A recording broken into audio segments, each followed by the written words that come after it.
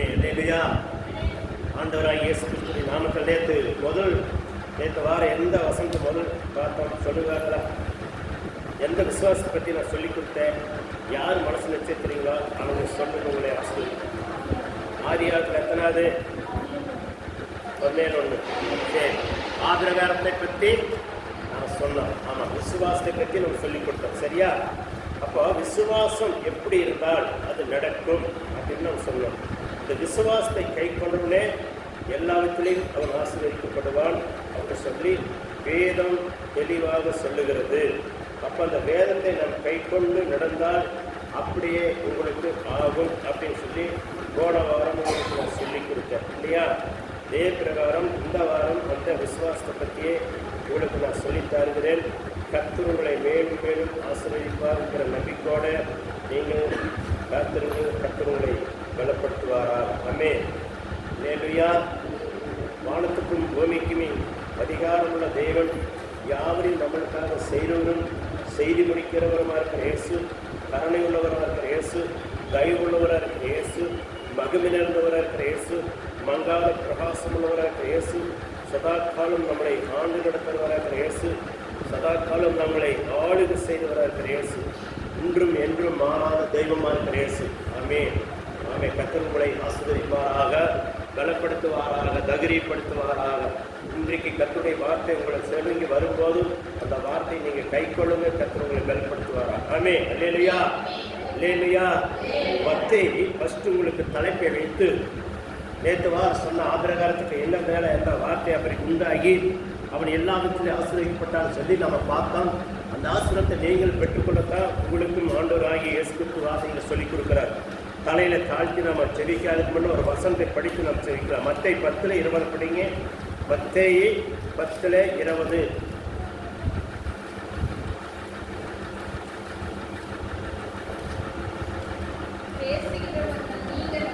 பேசுகிறவர்கள் நீங்கள் அல்ல,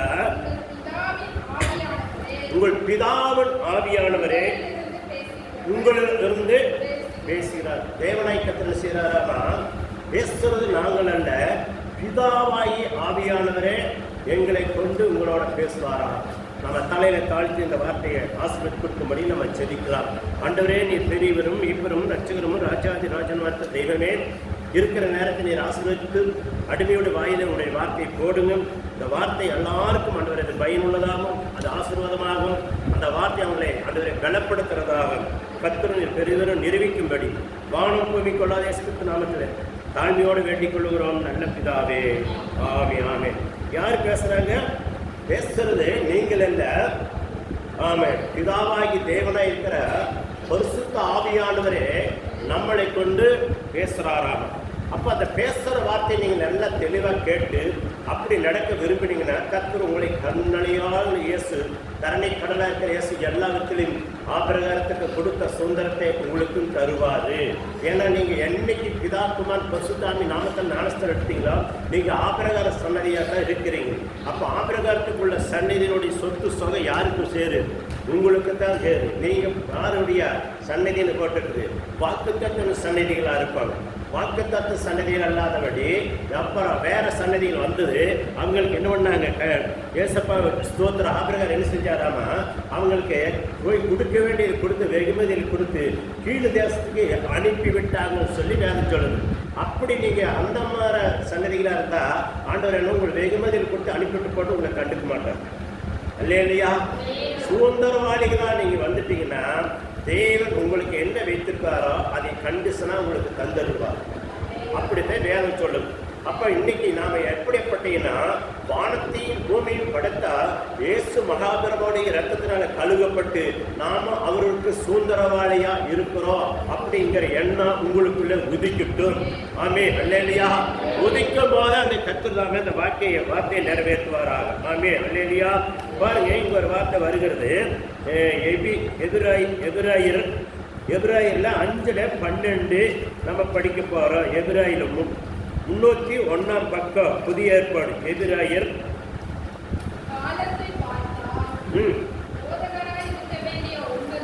உங்களுக்கு தேவனுடைய வாக்கியங்களின் மூல உபதேசங்களை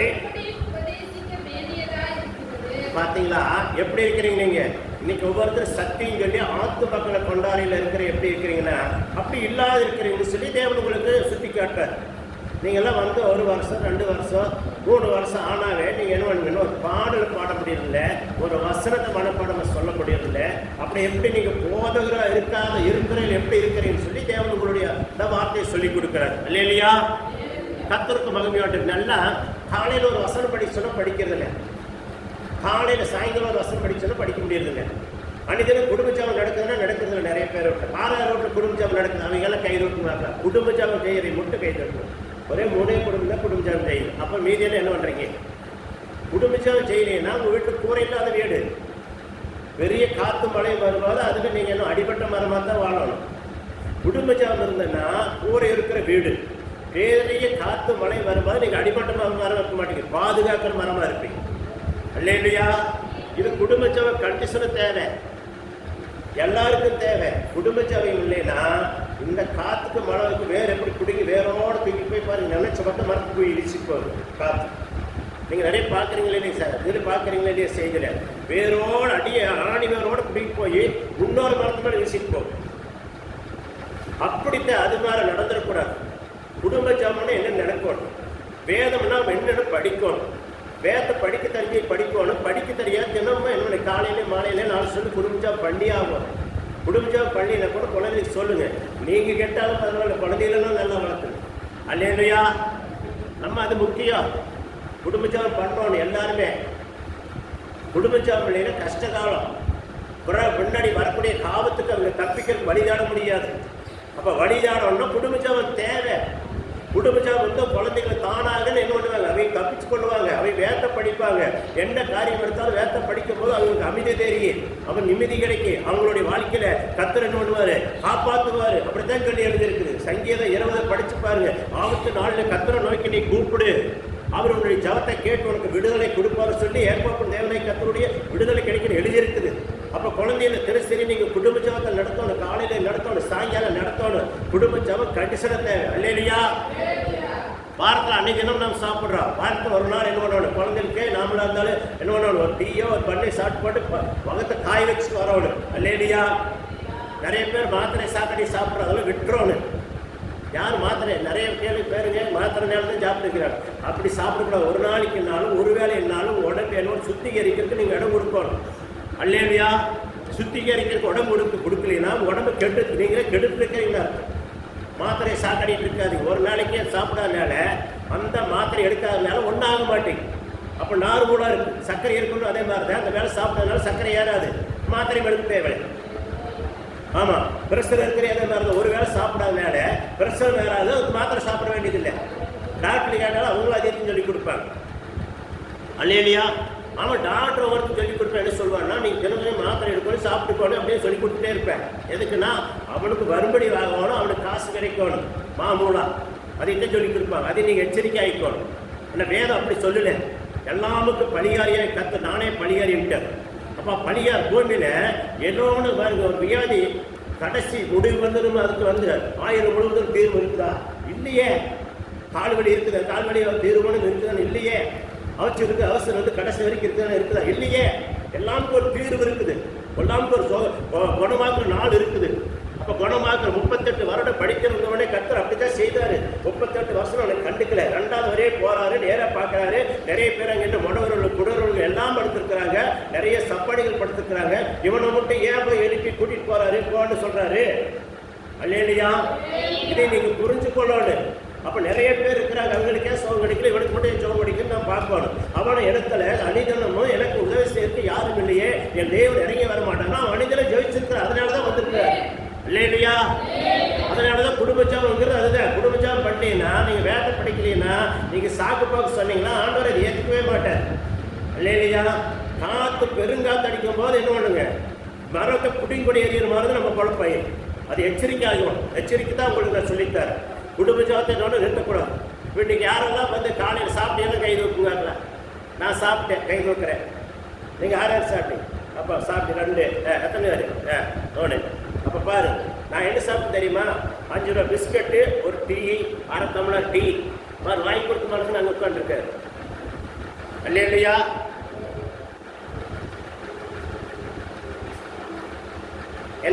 பிஸ்கட்டு, அரை டம்ளர் எண்ணெய், கப்பு டீ, கப்பில் அரட்டை கிடைக்கும் வந்த டீ. அப்போ நீங்கள் எப்படி இருக்கிறீங்க? ஒருவேளை கத்திற்காக நீங்கள் என்னத்தை சாதிக்க பாருங்கப்பா, சாப்பிடலாம். சாதிக்கணும்னா சாப்பிடக்கூடாது, ஒரு வேளை சாப்பிடக்கூடாது. உங்களுடைய சரீரம் சுத்திகரிக்கப்படணும், உங்கள் வாழ்க்கை சுத்திகரிக்கப்படணும், உங்கள் வாழ்க்கையில் கடவுள் வசிக்கணும். அதை நீங்கள் நிறைய புரிஞ்சுக்கணும். ஆமே என்ன இல்லையா? யாரெல்லாம் குடும்ப ஜபத்தில் என்ன வாரத்தில் ஒரு கண்ணா ஜெயிக்கிறீங்க விட்டு கைது விட்டு, சரி தினம் ஜெயிக்கிறீ வேண்டாம், வாரத்தில் ஒரு நாள்னாலும் ஜபம் பண்ணிக்கலாம் கறி கைது வச்சுருவாங்க. அதே இல்லை, நிறைய பேர் ஜபமே இல்லை. எனக்கு ஆண்டவர் ஆசீர்வதிக்கிறேன், நான் ஆண்டவர் ஆசீர்வதிக்கிறேன். எப்படி ஆசீர்வதிப்பார்? ஏதோ முன்னோரு சம்பாதிச்சு வச்சு அதை வச்சு காலத்தை ஓட்டிடலாம். நீங்கள் சம்பாதிச்சு ஒன்றே சாதிக்க முடியாது. ஏன்னா நீங்கள் ஜபம் இல்லைன்னு என்ன பண்ண முடியும்? அவனை கையோட ஆண்டவர் சொல்கிறாரு, ஒரு நாளைக்கு பாடு பண்ணே சோறுக்கு பாடுங்கிறாரு. அப்போ பாடு அதே மாதிரி இது சும்மா தான் சோறுக்கு கூடாதுங்கிறார் இல்லையா? அப்போ ஜபம் கண்டிஷன் தேவை. ஜெபிக்கலைன்னா ஒன்றுமே சாதிக்க மாட்டீங்க. நாளைக்கு பின்னாடி வந்து நீங்கள் எத்தனை பாசிட்டிவ் போய் தலை கொடுத்தாலும் வேஸ்ட்டாக போயிடும். தலை கொடுக்க அது தலை தான் முடிவு விட்டு சொட்டதே ஒழுங்காக கிடையாது, ஒரு காரியம் நடக்காது. அது உறுதி பண்ணிக்கும். பாசிட்டிவ் எல்லாரையும் தலை கொடுத்தா சொட்டை கொடுக்கு காரியம் நடக்காது. நீங்கள் கரெக்டாக இருந்தீங்கன்னா உங்கள் ஜபத்திலேயே நடக்குது. அப்படித்தான் சொல்றார் ஆண்டவர். நீங்களுக்குள்ள நான் வாழுகிறேன், உன் வார்த்தைக்கு என்ன பண்ண உயிர் இருக்குது, உன் வார்த்தைக்கு கண் இருக்குது, உன் வார்த்தைக்கு மூக்கு இருக்குது, உன் வார்த்தைக்கு என்ன இருக்குது, நாக்கு இருக்குது, எல்லாம் இருக்குது. நீ ஜீவனோட வார்த்தை உன்னோடக்குள்ள இருக்குது. நீ அதை விட்டு போட்டு வர்ற ஏற்ற சக்தி கேட்கறதுக்கு தலை கொடுத்த மட்டும் ஆயிரம் நினைச்சீங்கன்னா அது வேஸ்ட் இல்லையா? அவங்க அங்கே புகழ்படுறதுக்கு உங்களை கூப்பிட்டு பயன்படுத்திட்டு போட்டா பிடிச்சி வெளியே தாட்டிட்டுருவாங்க. அவங்க பிரபலமாக இருக்காங்க. நீங்க அதை நம்பினீங்களே ஏமாறீங்கன்னா அல்லேலூயா. தேவன் அப்படி இல்லை, உங்களுக்குள்ள வாசம் பண்றார். உங்களுக்குள்ள நீங்க எப்படி இருக்கிறீங்களோ அப்படியே உங்களுக்கு ஆகும். எந்த அளவுக்கு விசுவாசிக்கிறோ அப்படியே ஆகும். நைட் ஒரு பெண்ணை பத்தி நான் அன்னைக்கு சொன்னேன். அவன் என்ன செய்யறான்? நைட் தூங்குற ஊரெல்லாம் அடங்குனவரை கூட ஓட்டு ட்ரெயின் தெரியுமா? அவ்வளோ வேலை செஞ்சுட்டு படுப்பாளாம். காலையில் எல்லாம் ஒரு பொண்ணு எதிர் சைட் தெரியுமா? அந்த வேலை செய்வாளாம். அப்போ ஆஸ்தி பெருகுச்சாமா. உங்களுடைய ஆஸ்தி ஏன் பெருக மாட்டேங்குது? ஏன் எப்படி இருக்கிறீங்க? அதை பார்த்துக்கணும். அப்போ ஆஸ்தி பெருகணும்னா நம்ம என்ன பண்ணணும்? செவிக்கணும். அந்த மக வேலையெல்லாம் முடிச்சுட்டு கொஞ்ச நேரம் பயிர் படித்து ஜோம் பண்ணி போட்டு எவ்வளோ சடவாக இருந்தாலும் என்ன பண்ணுங்க? இந்த கடைக்காரன் இந்த நேரம் அண்ணாச்சி கடைக்காரன் கேளுங்க. நைட்டு 10 மணிக்கு 10:30 கடை கட்டிட்டு போகிறார். போன பிறகு குடும்பத்தில் 3 பேர் அந்த பையனை தூங்குறக்கூடாதபடி குடும்ப ஜோம் பண்ணிட்டு தான் படுப்பாங்களாம். காலையில் அந்த மாதிரி அவர் கடைக்கு போகிறக்கு நேரத்தில் மணி 4 மணிக்கு வண்டி எடுத்துடுவாங்க. அதே 3:30க்கு எந்திரிச்சு 12 மணிக்கு கைவரை ஜோம் பண்ணிட்டு விட்டுருவாங்களாம். அப்போ 5:30க்கு பையனை அனுப்பி பையனையும் கொஞ்சம் நேரம் என்ன பண்ணுங்க, பையனோட சேர்ந்து கொஞ்சம் நேரம் ஜாப் பண்ணுவாங்க. இதுதான் அதுதான் சாட்சி. நீங்கள் எத்தனை பேர் பண்ணுறீங்க சொல்லுங்க. அப்போ ஆஸ்தி பெருகுது. இந்த வருஷம் கூட 70,000 போட்டு ஒரு 3 சென்ட் இடத்த வாங்கியிருக்கிறேன். இந்த 70,000 லட்சம் போட்டு நீங்கள் என்ன வாங்கி சாட்சி சொல்ல பாருங்க. சொல்லுங்க பார்க்கலாம், சிந்தைக்கு பார்க்கலாம். அல்லேலூயா சொல்லுங்க. என்ன சாட்சி சொல்ல பாருங்க. அவங்களே என்ன பண்ணுறாங்க? அவங்க எத்தனை வாங்கிட்டு வந்து போட்டு எத்தனை நாள் சம்பளம் கொடுத்து வாடகை கொடுத்து எத்தனை கஷ்டப்படுறாங்க. நம்ம சிந்திக்கணும். நீங்கள் எல்லாம் பாருங்க, முதல் போடாத உங்களுக்கு கைகள் சம்பளம். நீங்கள் முதல் போடுறீங்களா? வின்சென்ட் கேட்கல முதல் போடுறீங்க உங்களையே. தேவராஜ் கிட்ட நீங்கள் முதல் போட்டு சம்பாதிச்சுட்டு வரீங்களா? இல்லைங்களா? அப்புறம் முதல் போடாத சம்பாதானே. முதல் போட்டு கஷ்டம் கண்ணீர் வெங்காயத்தை என்ன கண்ணில் வச்சுட்டு சம்பாதிச்சா தான் சம்பாதிக்க முடியும். முதல் போடுறேன் இல்லைன்னு ஏமாந்தானா அவனுடைய என்ன எல்லாம் நஷ்டத்தில் போய் கடன்காரன் ஆகிருப்பான். ஆனால் உங்களுக்கு கையில் உங்களுக்கு கை வச்சு முதல் போனால் சம்பாதிச்சுங்கிறக்கே கையை கடனை காட்டுறீங்க. எப்படி? காரணம் என்ன? ஜபம் நல்லா இல்லை. பிறகு ஜபனுடைய வார்த்தையை கரெக்டாக நீங்கள் கை கொண்டு நடக்கவில்லைன்னு அர்த்தம். அதுவுமே பாருங்க. அதுலயே இப்போ படிச்சீங்களா? எத்தனை படிச்சீங்க? 5ல் 12 படிச்சீங்க. 13 படிக்கிறதுல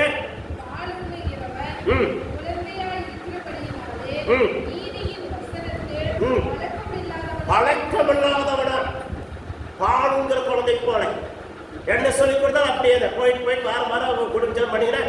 கையை தோக்க மாட்டேங்கிறீங்க.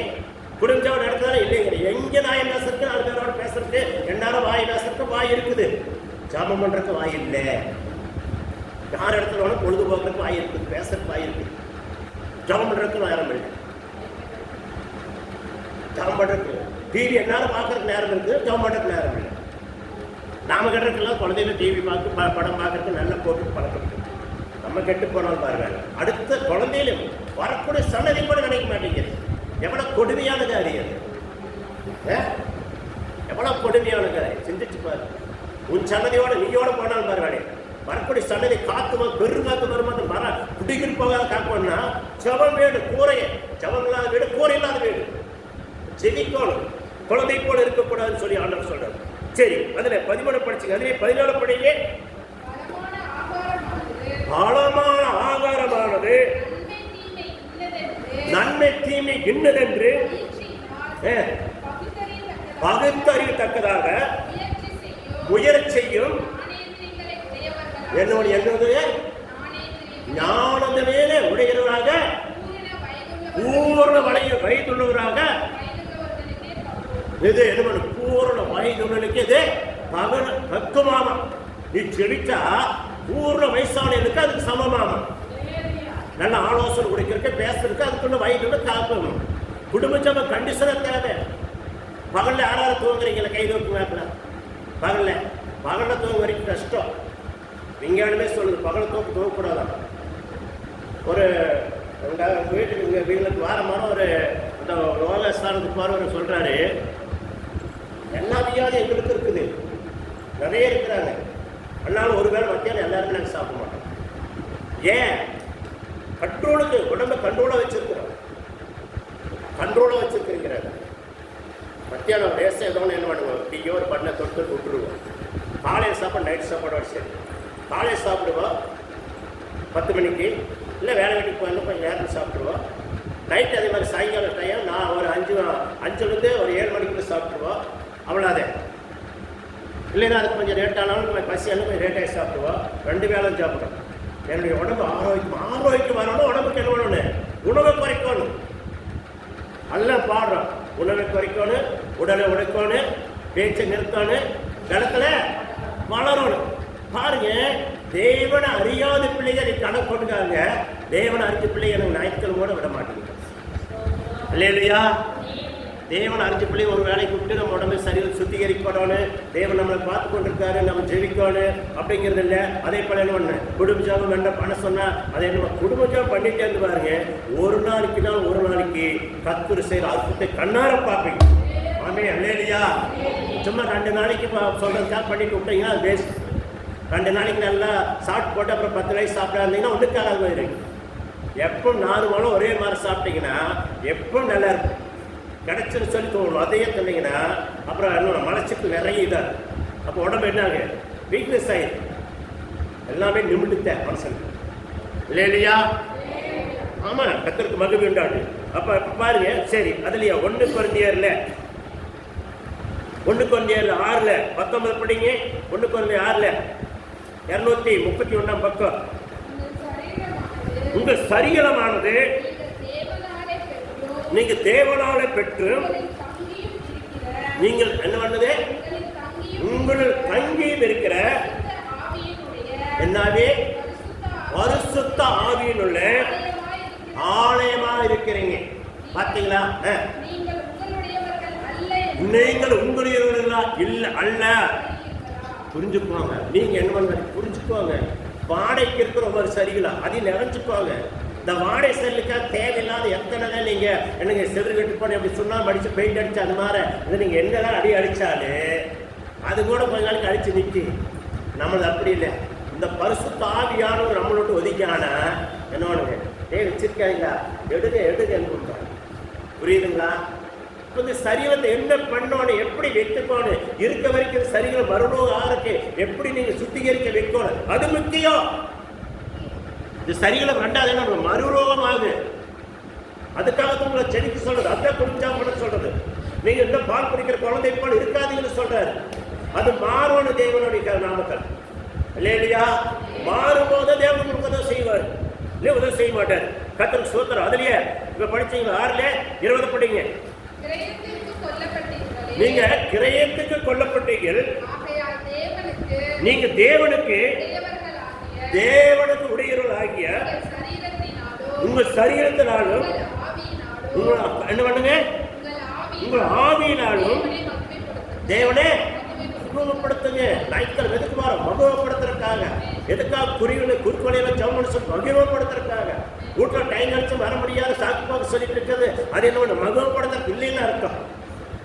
ஞாயிற்றுக்கிழமை முட்டு வந்தப்போ நினைக்கூடாது. நேரம் கிடைக்கும் போதெல்லாம் தேவாலயத்துக்கு வரும், நேரம் கிடைக்கும் போது ஜெபிக்கணும், நேரம் கிடைக்கும் தேவாலயத்துக்கு வந்து கண்டிஷனாக ஜெபிக்கணும். நம்ம சமையல் முட்டுதான் நேரம் கிடைக்கும் போது வரல சாக்கு பண்ணிட்டு அடுத்தது போட்டு பேச அவங்க வரக்கூடாது, எல்லாம் ஒன்று பொண்ணுக்கு எடுக்கிற பற்றி நம்ம ஜாலியில் வேறவுக்கு போய் பாருங்க. ஒன்று கொண்டு கூப்பிட்டு நான் வர முடியிற சூழ்நிலை என்ன போ காட்டி விடுறாங்க, புத்தி சொல்லி காட்டி விடுறாங்க. அத்தியாச்சாவோ அதுதான் ஆலோசனை, அதுதான் அப்படி வர்றதுதான் நல்லது. இப்படி ஜெபிக்கணும், நிற்கிறோம் போ 1 மணி நேரம் ஜெபிப்போ, அதுக்குள் பகடி காம்பாய் தேவாலைக்கு போ சொல்லி கொடுக்கணும். அது வெள்ளிக்கிழமையிலும் வசந்தேன்னு ஒருத்தர் வெயில் எங்களுக்கு வெயில், அப்போ எனக்கெல்லாம் வெயிலே இல்லையா? எனக்கு வெயிலும் இருக்குது, கால் வலி இருக்குது, எல்லா நேரம் ஒடியாக்கிட்டே இருக்கு. வெயிலுக்கு நம்மளுக்கு என்ன கிடக்கு? நெகில் தான் உட்காடுறோம். காட்டில் வேலை செய்யணும்னு எத்தனை கஷ்டம் வெயிறேன். இதே மாதிரி நம்ம ஏசுதாஸ் பாருங்க, வெயில் அவர் என்னங்க என்ன பைலர் எப்படி தீய இருக்கும் தெரியும். போய் பாரு கொட்டு இவர் வெண்ணெய் கிளறக்கே ஐயோ அர்த்தம் நீங்கள் போய் கிளறி பாருங்கிறாரு. வெண்ணெய் கிளறதோட சரி, இது எப்படி இல்லை, கட்டை தூக்கி துணிக்கணும். அவர் கட்டை தூக்கி துணிச்சாத்த வேணுமான் பைலரே இவர் சிலிண்டர் தெரிவிக்கே நீங்கள் வந்து பாருங்கிறாரு. அது கேட்டேன் என்னை வர சொல்கிறாரு. நான் வந்து நெய் காய்ச்சல் அப்படிங்கிறாரு. சரி ஐயா நான் ஒரு நாள் காய்ச்சி வரட்டு ஒரே பிரச்சனை முடிச்சுட்டேன் இல்லையா சிந்திக்க பயிலாக நான் எரிச்சிருக்கிறேன். எனக்கு தெரியும் அது ஒரு கஷ்டம் என்ன. சும்மா அப்படியே கண்ணி மேலே கொண்டு தெரியும். வெய்ய காலத்தில் வெய்ய காலத்தில் எடுத்துக்கணும். கட்டைகளை தூக்கி துணிச்சிட்டே இருக்கணும். எத்தனை அளவுக்கு எந்த அளவுக்கு அவங்க வெஞ்சு வச்சுருக்கோம், எந்த அளவுக்கு ஸ்டீம் கொடுக்கணும் அந்த அளவுக்கு ஏற்றிட்டே இருக்கணும். அளவு அது எவ்வளோ உடம்பை போட்டு உருக்கி எடுக்கும் தெரியுங்களா? இப்போ அப்படி வேலை செய்கிறாங்க. நம்ம நெகில் வந்து உட்காந்து ஜெயிக்கிறக்கு செய்கிற சாக் பாக்ஸ் சொல்கிறோம் இல்லையா? வெயிலாமா இப்படியெல்லாம் சொல்கிறாங்க நினைக்கிறது. இப்படியெல்லாம் சொல்லிட்டு இருக்கிறாங்க பாரு. ஆண்டவரே நினைச்சுக்கிறேன் கர்த்தருக்கு மகிமை உண்டாட்டு. சரி அப்படியே இருக்கு. சரி ரெண்டாவது அது அப்படியே அது இருக்குது கர்த்தருக்கு மகிமை உண்டாட்டு. அப்போ பாருங்க ஆதியில என்ன பண்ணுங்க, ஆதியாகத்தில் 17:1 எப்படி நான் படிச்சு நேற்று வாரா?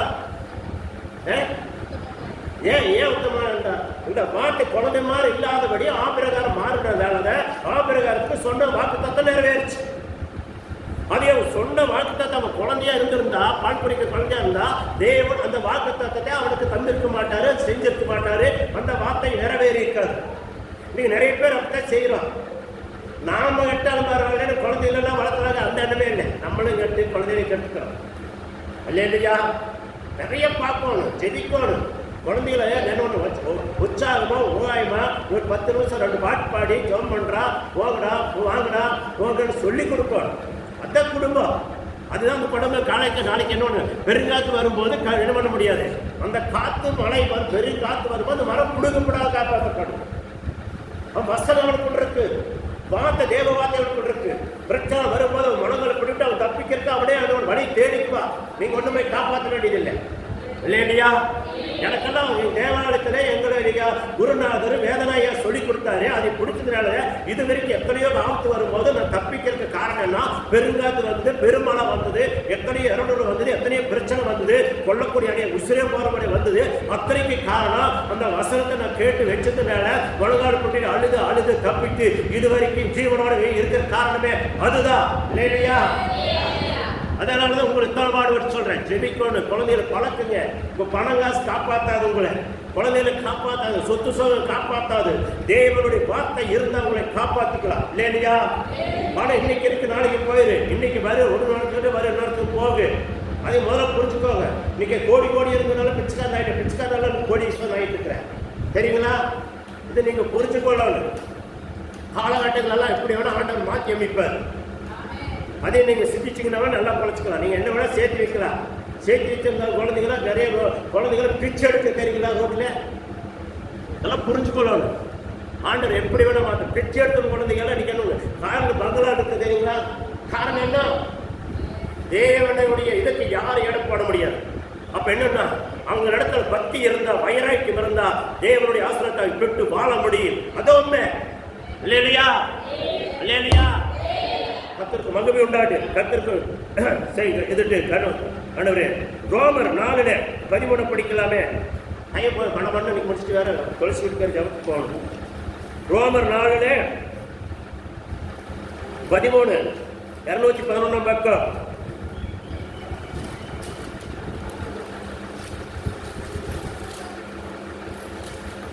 சீக்கிரம் எடுங்க, படம் எடுங்க. 4 13 ரோமர் 4:13. அன்றியும்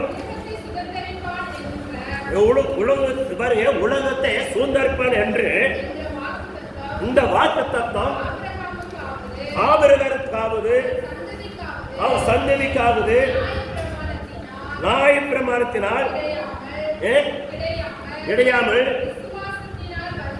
விசுவாசத்தினால் வருகிற நீதியினால் கிடைக்கும். பாத்தீங்களா, விசுவாசம் வேணும் உங்களுக்கு.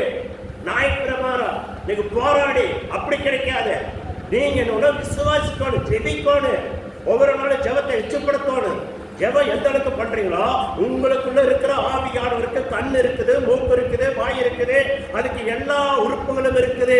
அந்த ஆவியானவருக்கோட நீங்களுக்கு இருக்குது எல்லாமே உங்களுக்கு சுதந்திரிச்சு கொடுக்கறதுக்கு அது வல்லவரா இருக்குது. அது வல்லவரா இருக்கிறாரு இல்லையா? நீங்க எப்படி நடந்துக்கிறீங்க அதுதான் முக்கியம். உங்களுக்கு கொடுக்கிற தெய்வமே என்ன பண்றாரு, உங்களுக்கு என்ன தேவை அத்தனை சந்திச்சு கொடுக்கிறாரு. ஆபிரகாம் அதைத்தான் செஞ்சாரு. அதை செஞ்சதுனால விசுவாசத்தினால அவனுக்கு அத்தனையும் சுதந்திரிச்சான்னு சொல்லி வேணும் சொல்லுது. நான் சொல்லல இல்லையா? நீங்க ஆபிரகாரம் சொன்னீங்கன்னா ஆபிரகாரம் பாருங்க, எப்ப எடுத்தாலும் ஒட்டியாங்க மனைவியோட தூங்கிட்டு திடீர்னு உனக்கு ஒரு ஏமாந்தனி போய் மனங்கள் படிச்சா முடியும். அவனுடைய வாஞ்சிதாக நீங்க பாருங்க, ஆபிரகாரத்தை பாருங்க. எந்த இருக்க இருந்தாலும் ஆண்டவருடைய ஆலோசனை கேட்கறது ஒரு காரியத்தை கூட செய்ய மாட்டான். ஈசாகத்தை தான் செஞ்சான். ஆதிகாரம் 26:12 படிச்சு பாருங்க. ஈசாக்கு அதே தான் பஞ்சகாலத்தோட எதிராளி முன்னாடி அவனை கர்த்தர் 100 மடங்கு ஆசீர்வதித்து அவனை பெருக பண்ணான்னு சொல்லுது. சரிங்களா? அவன் ஜெபம், அதனால ஈசாக்கு பயபக்திக்குரிய தேவன் சொல்லி வேதம் எழுதி இருக்கிறது. சரிங்களா? எதிராளிக்கு முன்னாடி நீங்க முன்னேறினா எதிராளி என்ன பராயப்படுவாங்க. நீங்க முன்னாடினா எதிராளி என்ன அமுக்க பார்ப்பாங்க. இதுக்கெல்லாம் முடிவு தீர்வு எங்க இருக்கு தெரியுங்களா? எதிராளிக்கு பார்ப்பாங்க. நீங்க முன்னேறதை பார்த்து, நீங்க பணக்காரராக பார்த்து, நல்ல வாகனத்தை வரதை பார்த்து அவனை என்ன பண்ண எதோட கூட வீசி உங்களுக்கு குழந்தை கொண்டு கூட ஏதோ ஒரு ஜபம் இல்லைன்னா அதை காப்பு பண்ணி சோறு கூட கொண்டு வரக்கு எதிராளி எதுவாக செய்வாங்க. புரிஞ்சுக்குவாங்க. அதுக்காகத்தான் குடும்ப ஜபம். எதிராளியுடைய திட்டத்தை வெறுமையாக்குறதுக்காக தான் குடும்ப ஜபம். நீங்க ஆதிகாரம் 26:12 படிச்சு பாருங்க, 13-14 படிச்சு பாருங்க. எதிராளி எல்லாம் என்ன செஞ்சாங்க, அவனுடைய எடுத்த கிணத்தெல்லாம் மூடுறாங்க, மண்ணு தூக்கி போட்டாங்க பொறாமையில. அப்போ அன்னைக்கே அந்த காரியம் நடந்தா இன்னைக்கு கொடுவாங்களா? நீங்க உயர கொடுவாங்களா? நீ என்னைக்கு கையில வேலை செஞ்சு நீ முன்னேறா 100 ரூபாய் சேர்த்து கொடுத்தா அதை சொல்லி காட்டுவாங்க. 100 ரூபாய் சேர்த்து கொடுத்தோன்னு எதுக்கு நீ முன்னேறி கூடாது? நீங்க அடிமையா இருக்கணும். அதுதான் அவங்களுடைய ஆசைய. விசுவாச அப்படித்தான் வச்சுப்பான். அது தெரியுமா? அது உங்க ஜபம் இருந்தாத்த அவங்க இடத்துல கூலிங் ஆகி 100 200 சம்பளம் வயிறு. இந்த ஜபம் இல்லைன்னா உங்களை நடுவானுங்க பொழுதுனைக்கு உங்களை குத்தி காட்டி உங்களை நோகடிச்சு அந்த சம்பளம் வாங்கிட்டு வரும்போதெல்லாம் நிம்மதி இருக்காது இல்லையா? கண்டிஷனா நீங்க போய் 26 ஆதிகாரம் 26 நீங்க 12 ஒரு 16 வரைக்கும் படிச்சு பாருங்க எப்படி எல்லாம் வருதுன்னு, பிரச்சனை எப்படி எல்லாம் வருதுன்னு. அப்ப முன்னேறணும்னு அப்ப தெரிஞ்சுக்கிறீங்க ஏன் ஜபம் பண்ணணும், ஏன் குடும்ப ஜபம் பண்ணணுங்கிறதெல்லாம் புரிஞ்சுக்கலாம் இல்லையா? அது உங்களுக்கு சும்மா தொட்டு காட்டுறக்கா சொல்லி கொடுத்தேன். நீங்க போய் பார்த்துக்கலாம். கத்தருக்கு சோதரம். இப்ப எத்தனை படிச்சிங்க? 13 படிச்சு 16 படி உள்ள படிக்கிற டைம் கிடையாது. 16 படிக்கல. அதுலயே 16 ரோமர்ல 4:16 சுதந்திரமானது கிருபையினால் உண்டானபடினால் அது விசுவாசத்தினாலே வருகிறது. நியாயப்பிரமாணத்தை சார்ந்தவராகிய சந்தையா இருக்கிற மாத்திரம் அல்ல, நம்மளுக்கு எல்லாருக்கும் காப்பனாகிய ஆபிரகாமுடைய விசுவாசத்தை சார்ந்தவர்களான எல்லா சந்தையாரும் அந்த வாக்கு தத்தத்தை நிச்சயமா இருக்கும்படிக்கு அப்படியாகும். பாத்தீங்களா? விசுவாசம் தான். நீங்க விசுவாசம் இருந்தா அந்த வாக்கு தத்தத்தை நீங்க கண்டிப்பாக பிடிச்சு கொள்ளுங்களா. உங்களுக்கு எல்லாமே காயம் நினைவுறுத்துது. உங்களுக்கு எங்கெங்கெல்லாம் என்னன்னு அன்னைக்கே சொன்னேன். இந்த பூட்டு திறந்தீங்கன்னா இது கிடைக்கும், இந்த பூட்டு திறந்து இது கிடைக்கும், இந்த பூட்டு திறந்து இது கிடைக்கும். அவனு உங்களுக்கு நல்லா தெளிவாக சொல்லி கொடுத்தேன். அதுக்கு காரணம் என்ன? வெயில சொல்லிட்டு அதை சொல்லிட்டு வீட்டில் படுத்திருக்காத ஜபத்தை விடாத நீங்கள் என்ன ஜெபிக்கோடு சாக்குப்பம் சொல்லிட்டு கூடாது. உங்களுக்கு விசுவாசம் போறதுல தட வேண்டுமே எதோட சொல்லி நீங்க அதை நம்பி ஏமாறக்கூடாது. இல்லையா? தள்ளி விட்டா கீழே விழுந்துடும். ஒரு பொம்பளை பாருங்க, தள்ளிட்டு விழுந்துருக்காரு. அது போகுது, கட்டடத்து வேலைக்கு போகுது, தடுமாறி விட்டு கீழே போட்டு விட்டா கைகள் உடஞ்சு போகுது. ஏன்?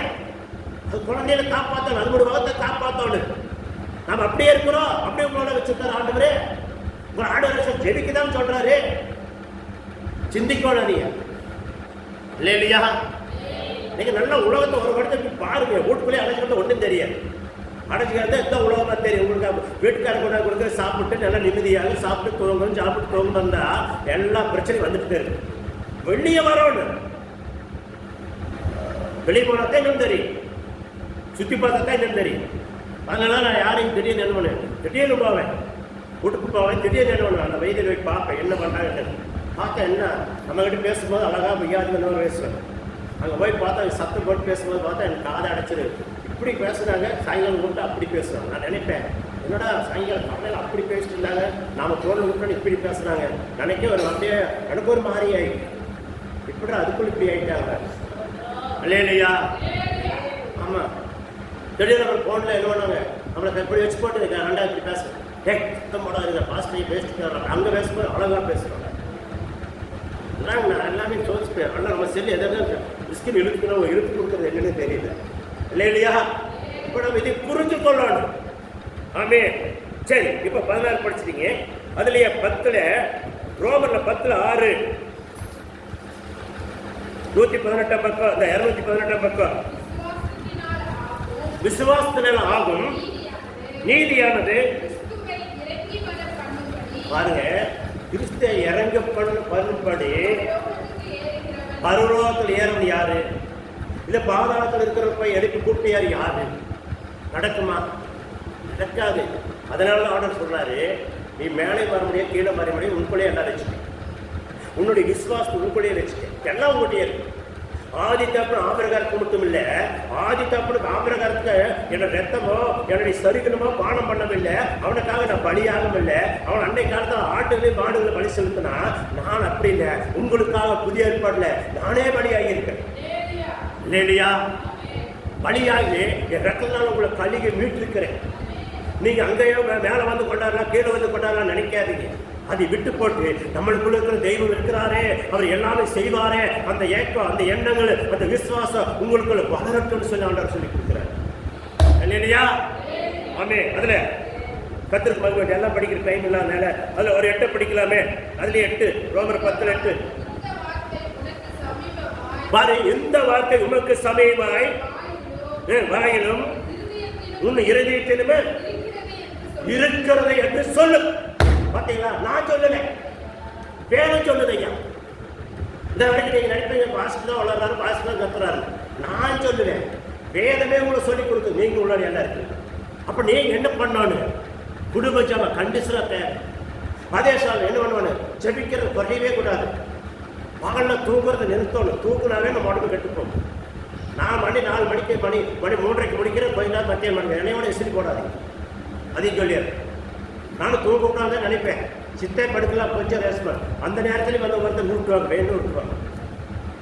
ஆனால் ஒரு 3:30 வரைக்கும் கூட விட மாட்டேன். ஒரு 2 மணிக்கு மேலே தான் படிப்பேன். அப்போ ஊட்டுவாங்க. நீங்கள் அந்த மாதிரி எதிர்த்தா மட்டும் கொஞ்ச நேரம், 1 மணி நேரம் ரெஸ்ட் எடுங்க. நீங்கள் வேலைக்கு போயிருந்தா அப்படி எழுந்திருக்க முடியாது. அதே மாதிரி புரிச்சுக்கணும். காலையில் நீங்கள் ஒரு காலையில் 5 மணிக்கு வந்து ஸ்டெப்பு 11 மணிக்கு படுக்கிறேன், 4:30 எந்திரிக்கிறாங்க. ஐயா மாமூலம் எந்திரிக்கிறாங்க. அது சரி ஒத்துழைக்கும் தானே நடத்துகிறோம். நான் இங்கேருந்து பார்க்குறதுனால தான் உங்களுக்கு புரியுது. நைட்டு 9 மணி 11 மணிக்கு டிவியில் போட்டு கண்ட பக்கம் நாய் பேசி பொழுதாக்கிட்டு வாயை எடுத்துட்டு 2வது வந்து காலையில் 6 மணி ஆனால் கூட எந்திரிக்காது. குழந்தைகளையும் சொல்லிக் கொடுக்க தூங்குங்க. குழந்தைங்களாம் அப்படி சொல்லிக் கொடுக்காது. தயவுசெய்து 5:30 ஆனால் குழந்தை எந்திரிக்கணும், செடிக்கு வைக்கணும். இன்னைக்கு செஞ்சிருவீங்க, நாளைக்கு அவனுடைய வாழ்க்கையை குழந்தைங்க வாழ்க்கைக்கு ஆளாகிடும். தயவுசெய்து சொல்கிற கெஞ்சி கேட்டுக்கிறோம்ல, பெற்ற தாய்மார்கிட்ட காப்பமார்கிட்ட குழந்தைகளை சிறுசிறியே நீங்கள் என்ன பண்ணுறீங்க அப்படித்தான். பள்ளிக்கூடம் இருந்தாலும் இல்லாட்டி எப்படி இருந்தாலும் 5:30 எந்திரிச்சு குழந்தையில இருந்து ஒரு வசனம் படித்து ஜபிக்க சொல்லி பாருங்க, அவனுடைய சரிகள் ஈக்குவல் ஆகும். தெரியுமா? அந்த எண்ணங்கள் உங்களுக்கு வருட்டு, அந்த எண்ணங்களை கண்டிஷனாக வரும். நீங்கள் இன்னைக்கு நல்லா அழகாக இருக்கிற குழந்தைகளை நேரம் தட்டி கொடுக்குறீங்க, பின்னாலே அந்த குழந்தை உங்களை எடுத்து இருக்கும்போது நீ தானே இப்படி சொல்லி கொடுத்த, உன்னால என் குடும்பமே கெட்டு போய் சொன்னேன் பண்ணு மூஞ்சில் அடிக்க மாதிரி குழந்தை கேட்பான். அவன் குடும்பம் ஆகும்போது கண்டிஷனாக கேட்பான். அவன் பொட்டாட்டி நான் சொல்லுவான். அப்போ மருமக வந்து சொல்லுமா, அப்போ மூஞ்சி ஏன்னு பார்த்தீங்கன்னா ஒன்றும் ஆகாது, செல்வடியாகாது. இல்லையா? உங்ககிட்ட இருக்கிற பழக்க வழக்கம் தான் என்ன? தொட்டல் பழக்கம் சொல்லுங்க. தொட்டல் பழக்கம் தெரிஞ்சே சொல்லுங்க. தொட்டல் பழக்கம் என்ன ஆகுவானா? என்ன இருந்திருக்கு நீ உன்னைட்ட என்னை பார்க்க விடாத. பார்த்துன்னா அப்படி தான் கேட்பேன், பார்க்க என்ன கேட்க மாட்டேன். இல்லையா? எல்லாரும் எழுந்திரிக்கணும். அந்த டைம் ஆனால் எந்திரிச்சு பண்ணுவாங்க. பெட் காப்பி வாங்கிட்டு குடிக்கிற ஆளுகள்லாம் உண்டு. பெட்டு காப்பி குடிக்கிற ஆளுக்கு நீ என்ன பண்ணணும், பெட்டு காப்பியோட பக்கத்தில் என்ன கருது காய் வச்சு பண்ணுறோம். எண்ணெய் நல்ல ஒரு வாஞ்சி வரைஞ்சிடணும். கத்தோடு வீடு வீடு என்னோட பக்கத்து கொடுத்தாரு ஒடியோடும். தினம் பெட் காப்பி அடிச்சாப்புல அதனால நான் ஒரு சூடு தான் வச்சு கொடுத்துட்டு அப்படின்றோம். அடுத்த நாளைக்கு பெட் காப்பி வராது, சூடு. மணி 5:30 யாரும் எந்திரிச்சு நான் வைக்க யாரும் வேலை செய்யுங்கிற எண்ணம் வந்து இல்லையா? அதனால தப்பே இல்லையே, குழந்தைகள் வாழ வைக்கணும், தப்பே இல்லையே. நல்லா இருக்கணும். நம்ம குழந்தைகளுக்கு ஏதோ நேரம் படியார செய்யல, தப்பே. அதே சமயத்தில் தீங்கா நினச்சி வச்சிருக்கூடாது. கத்திற்கு மகிழ்ச்சி உண்டாடும். சரி, இப்போ அதில் படித்தோம். எத்தனை? 8 படித்தோம். 2வது கத்திற்கு மகிழ்ச்சி உண்டாட்டு. பிலிப்பியர் 1 270 பக்கம் புதிய ஏற்பாடு. பிலிப்பியர்ல 1:20 நான் ஒன்றுக்கு வெட்கப்பட்டு போகாமல் எப்பொழுதும் போல மிகுந்த தைரியத்தோட ஜீவனாகிலும் என்ன பண்ணுது, சாவினால் ஆகிலும் சரி கிறிஸ்தியன் சரீரத்தினாலே மகிமைப்படுவார் என்று எனக்கு உண்டாகியிருக்கிற என்ன பண்ற வாஞ்சிக்கும் நம்பிக்கைக்கும் அப்படியே முடியும். பார்த்தீங்களா? நம்பிக்கை வாஞ்ச அப்படியே ஆகும். உங்களுக்கு ஆகும்னா செய்யணும். உங்க கையில தான் இருக்குது எல்லாமே. குழந்தை வரக்கூடிய காலத்தில் அவங்க ரைப் என்னன்னா உங்க கையில தான் இருக்குது. அந்த குழந்தைகளை அதுக்கு மிரட்டக்கூடாது. தட்டி எழுப்பி தானேஸ் பண்ணி அந்த குழந்தை கட்டி நானே எதிரி சாமி அப்படி படி சாமி அப்படி பக்குவப்படுத்தணும். வெட்டுக்காம கேட்கணும் தெரிஞ்சு செய்யறதுக்கு மட்டும் தான் சூடு வைக்க சொன்னேன். எந்திரிகளுக்கு வேண்டாம், அப்படியே செஞ்சிடாதீங்க. என்ன வெட்டுக்காட்டுக்கு அடிச்சுட்டு பெத்த தாய் தான் வேலை வாங்க அவங்களுக்கு தான் சூடு. குழந்தை தட்டி கொடுத்தா ஆளாக எந்திரிக்கிறதுக்கு பாருங்க. ஸ்வீட்டெல்லாம் பாருங்க, ஸ்வீட்டால சூப்பராக தெரிப்பா. அவங்க அமைச்சே வரலைன்னு கூட சின்ன சொல்றா போகலாம் தாத்தா நான் வர்றேங்கிற அமைச்சு தான் கூட்டிட்டு போக மாட்டேங்கிறான்னு சொல்றா. சூப்பர் பாப்பா தெரியுமா? சித்தா என்ன சுகினாலா சுகிதா சூப்பர் பாப்பா சரிங்க. அப்படி இருக்கணும் குழந்தைங்க இல்லையா? குழந்தைங்க அப்படி வளர்த்துங்க. நீங்க நல்லா இருக்கிறதுக்காக தான் நான் சொல்லித்தரேன். நான் சொல்றது என்ன, வசனத்தை நீ கை கொள்ளு. நீங்க என்ன வேணுமோ அது கண்டிஷனா. இந்த பூலோகத்துல கோடீஸ்வரன் பிச்சைக்காரன் இருக்கிறா. பிச்சைக்காரன் கோடீஸ்வரன் காரணம் தெரியுங்களா? அவனுடைய பக்தி வயலாய்க்க ஞானம் அறிவு தேவனிடத்துல அவன் கேட்டு கேட்டு வாங்குற வரம் வாங்கி அவன் முன்னேறது. அதுதான் உண்மை இல்லையா? எது எடுத்தாலும் உங்களுக்கு என்ன ஏதாவது மிச்சமானா என்ன ஆகு? நாளுக்கு நாள் விருத்தி ஆகிட்டே இருப்பீங்க. வாங்குறதெல்லாம் நீங்க 10வது போனேன் நானுங்க பிச்சைக்காரன் தான். அப்ப பிச்சைக்காரன் என்ன 10வது வர காரணம் என்ன? நம்ம முதல் பார்க்கணும். நம்ம வீடு கூரை என்ன கூரை இருக்குதான்னு பார்க்கணும். ஜபம் இல்லாத வீடு கூரை இல்லாத வீடு அதை பார்க்கணும். தேவன் உங்களோட உலகாரம் பார்க்கணும். 2 மணி 5 கூட எப்படி உயர் பண்ணாரு, 12 மக்கள் மீன் எப்படி அழுதாரு, தண்ணீர் எப்படி திராசமா ஆத்தினாரு, கொஞ்சோண்டு மாவு எண்ணெய் பண்ணி எப்படி 3 வருஷம் பசி ஆத்தினாரு. பட்டணத்தில் இருக்கிற எல்லா சேனலும் பசி ஆத்தினாரு. அந்த தெய்வத்தையே நீங்கள் தான் கும்பிடுறா. அப்ப அந்த தெய்வத்தாட்கள் உங்களுக்கு எப்படி 10வது வர வருது? ஏன் குடும்பத்தில் பிரச்சனை வருது? ஏன் 10வது காரை கையேந்துறீங்க? எல்லாம் பார்க்கணும் இல்லையா? நீங்க நல்லா இருந்தா தான் நான் நல்லா இருக்க முடியும். நீங்கள் 1000 வாங்கினா எனக்கு 100 ரூபா வரும்னு சொல்லி நான் என்ன பண்ணேன் உங்களுக்கு அதிகமாக சொல்லி ஜெபிப்பேன். நீங்க நினைக்கிறீங்க பாஸ்ட் ஜாபம் பாஸ்ட் அதிகமாக உங்களுக்காக ஜாபம் பண்ணுவேன். எதுக்கு? நீங்க முன்னேறணும். நீங்க முன்னேறினா இங்க காணிப்படி நான் போய் எழுப்புகிறேன். அதுக்காக ஆண்டவருக்கு நான் என்ன பண்ணேன், நான் அதிகமாக ஜெபிக்கிறது உண்டு. அந்த ஜாபம் உங்களுக்கு வந்து சேருதா வராது, தட்டி மீண்டும் மடிக்க வருதுன்னா அதுக்கு நீங்க தான் காரணம், நான் காரணம் கிடையாது. உண்மை. நீங்க வாரத்தில் 4000 400 ரூபா வருதுன்னா அப்படி கணக்கு எனக்கு. அதுக்காக நான் என்ன பண்ணுவேன், அதிகமான இருக்காருவேன், உங்களுக்காக பலன்களை செய்வேன். அந்த ஜபம் உங்களுக்கு வந்து கிடைக்கலன்னா அதுக்கு நீங்க தான் காரணமா இருக்கும் இல்லையா? தொம்மை ஒரு நாள் ஒரு ஊழியர் ஒரு நாள் மணி தவறான இதை சொல்லிக் கொடுக்க மாட்டேன். ஏன்னா அவனை இங்க ஜனத்தை வச்சுதான் ஆண்டவர் போதிப்பார். ஜனத்தை வச்சு ஊழியர்களுடைய மகனை எங்க வேலை பண்ண மக்களை வச்சுதான் உங்களை வச்சுதான் கத்து போதிப்பார். உங்களை வச்சுதான் அவருக்கு பசியாக்குவார். உங்களை வச்சுதான் எல்லா கையில சேர்ப்பார். உங்களை வச்சுதான் இடம் வழங்குவார்.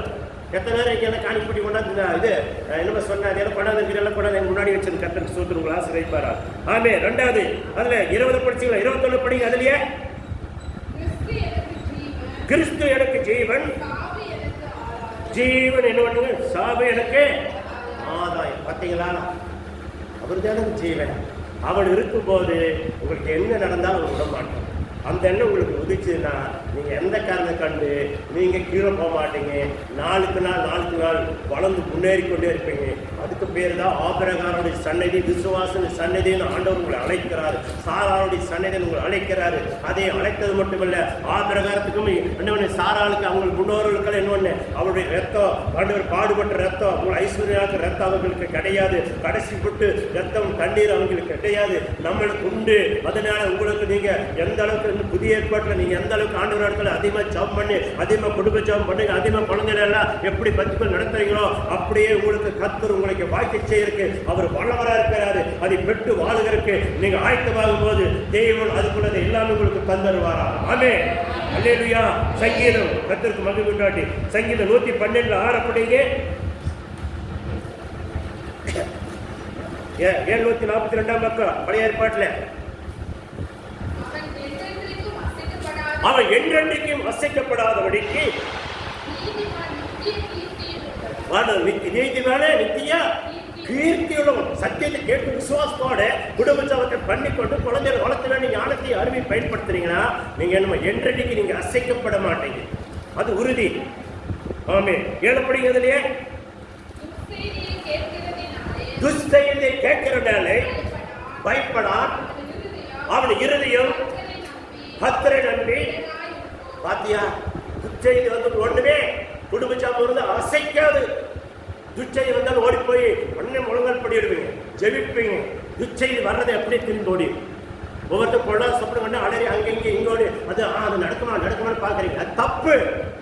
உடனே அந்த சொப்பனை கொண்டாடி எந்திரிச்சு, ஆண்டவரே இது எங்க குடும்பத்துக்கு மட்டும் எங்க சொந்த பந்த உட்லார் உறவினார் சம மக்களுக்கு யாருக்கு பாஸ்ட் குடும்பம் யாருக்குமே இந்த வேணும்னு நான் கண்ட சொப்பனை வாய்க்கவே கூடாது. தீங்கான நன்மையா மாறணும். தேவரே நீங்க அதை செய்வீங்க நான் நம்புகிறேன். நீங்க எனக்கு முன்குறித்து சொல்லியிருக்கிறீங்க. எதுக்குன்னா நான் ஜெபிக்கிறதுக்காக, நான் ஜெபிக்கிற ஒரு ரத்தத்தை ஊத்துகிறேன். எங்களுக்கு கொடுத்த சம மக்கள் நான் ஊத்துகிறேன். நீர் கொடுத்திருக்கிற எங்க குடும்பத்தினால் ஊத்துகிறேன், எங்க பாஸ்ட் மேல் ஊத்துகிறேன், எங்க சபையில் இருக்கிற அத்தனை பேருக்கு மேல் ஊத்துகிறேன். ஒரு ரத்தத்தை நான் கழுவி சுத்திகரித்து காப்பாத்துங்க. இந்த சொப்பனை தீங்கு நன்மை மாற்றுன்னு நீங்க ஜெபிச்சு பாருங்க. அது அப்படியே மாறி இல்லையா? தொன்மை நீங்க அதிகம் போட்டு சொப்பனை கண்டா இது நடத்துருமான்னு காட்டே இருந்தால் அப்படியே ஆயிடும். ஏன்னா அவன் என்ன பிசாசு செய்ய பார்க்கிறேன். ஆண்டவர் சொல்றாரு, நீ எந்த செய்ய கேட்டையா ஜெபம் பண்ணு சொல்லி கொடுக்குறாரு. நீங்க ஜெபிக்காத வழி வேற எண்ணத்தோட பாத்தீங்கன்னா அப்படித்தான் உங்க எண்ணங்கள் மாறும். பதிவு உண்டாட்டு அது எட்டப்படிங்க பாருங்க.